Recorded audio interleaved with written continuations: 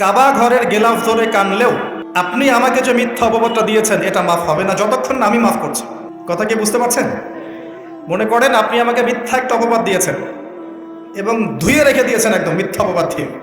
যতক্ষণ আমি আপনাকে মাফরা করছি, কাবা ঘরে গিয়ে গেলাফ ধরে কান্নাকাটি করলেও এই পাপ মাফ হবে না ইনশাআল্লাহ। এই অবস্থায় মৌত হলে কি হবে?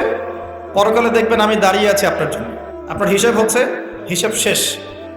আপনি সালাত, সওম, হজ জাকাতে নেকি নিয়ে উঠেছেন, কিন্তু দেখছেন আমি দাঁড়িয়ে আছি, আমার মতো আরও 10 জন দাঁড়িয়ে আছে।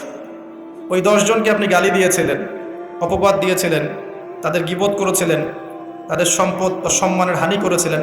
এখন কিয়ামতের মাঠে আপনার নেকি দিয়ে এই ঋণ শোধ করতে হবে, অন্য কোনো অপশন নাই। আর যদি নেকি শেষ হয়ে যায় তখন কি হবে? তখন আমার আমলনামা থেকে কিছু গুনাহ আপনাকে নিতে হবে।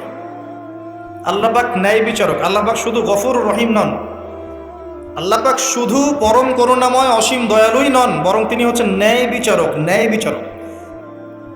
একজন ধর্ষক যদি বলে যে আল্লাহ পাক তো গফুর রহিম, আল্লাহ আমাকে মাফ করে দিতে পারেন, তাহলে যাকে ধর্ষণ করলো সে তার উপর জুলুম হবে না? আল্লাহ পাক যদি ধর্ষককে মাফ করে দেন, তাহলে যাকে ধর্ষণ করা হয়েছে ওর প্রতি জুলুম হবে না? কথা বুঝতে পারছেন না?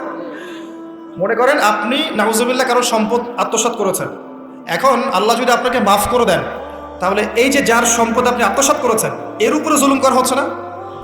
আল্লাহ পাক কি জুলুম করবেন?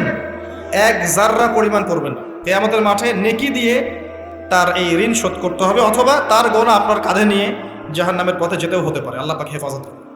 কাউকে অপবাদ দিয়েছি, কারো সম্মানহানি করেছি, কাউকে মিথ্যা অপবাদ দিয়েছি, কারো প্রতি হিংসা করেছি, বিদ্বেষ রেখেছি, কারো সম্পদ আত্মসাৎ করেছি, কারো জিনিস চুরি করেছি, ছিনতাই করেছি বা ডাকাতি করেছি, বা কারো সম্পদ আত্মসাৎ করে নিজের পেটে ভরেছি, প্রতিবেশীর জমি মেরে দিয়েছি, ওই 2 প্রতিবেশী চাষের জমি জোর করে জবরদখল করেছি। এক কথায় মানুষের সম্মান, জান মালের সাথে জড়িত যে পাপ, এই পাপ আল্লাহর কাছে মাফ হবে না।